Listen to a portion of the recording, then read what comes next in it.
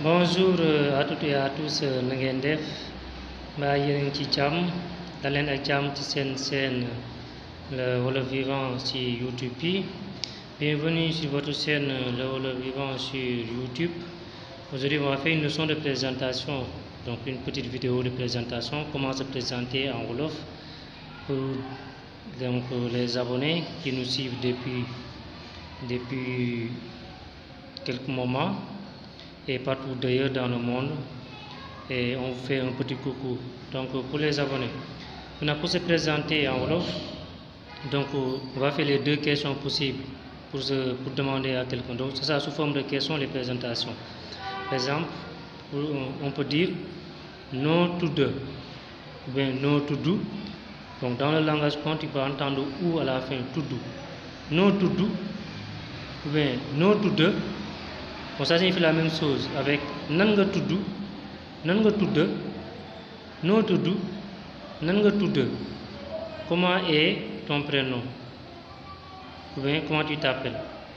Noo tudd, nan nga tudd, comment est ton prénom?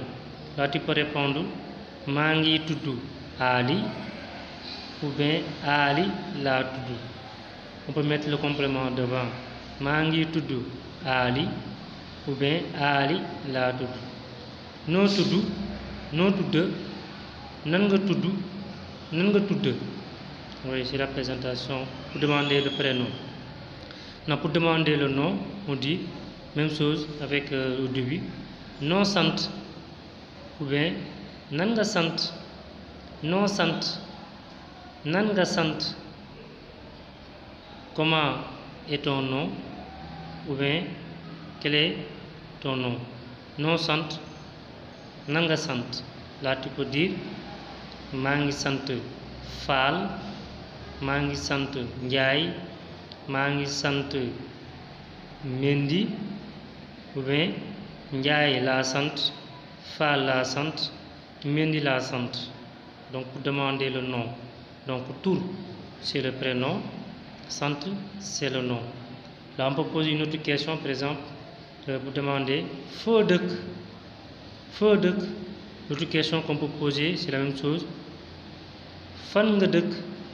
Foo dëkk, fan nga dëkk. Où habites-tu? Foo dëkk, fan nga dëkk. Où habites-tu? Maa ngi dëkk Dakar ou bien Dakar laa dëkk. Maa ngi dëkk Dakar ou bien Dakar laa dëkk. On peut poser une autre question, par exemple foo jóge ou bien fan nga jóge. Foo jóge, fan nga jóge. D'où viens-tu? Foo jóge, fan nga jóge. D'où viens-tu? Là tu peux répondre par Dakar, maa ngi jóge Dakar, ou bien Dakar laa jóge. Maa ngi jóge Dakar, Dakar laa jóge. Notre question foo juddoo. Ou bien fan nga juddoo. Foo juddoo, fan nga juddoo. Tu es né où? Foo juddoo, fan nga juddoo. Tu es né où? mu ngi ni maa ngi juddoo Dakar. Maa ngi juddoo Dakar ou bien Dakar laa juddoo. Maa ngi juddoo Dakar ou bien Dakar laa juddoo. Donc c'était ça pour les abonnés. Maintenant il y a des cours de Wolof qu'on donne. Vous pouvez vous venir participer au cours de Wolof. L'inscription est gratuite mais les cours sont payants. Donc vous pouvez nous contacter sur la page Facebook Le Wolof Vivant, ou bien vous pouvez nous contacter sur le numéro de téléphone de WhatsApp qui est là en bas. Donc on vous dit ba beneen yoon, à la prochaine fois. Ciao.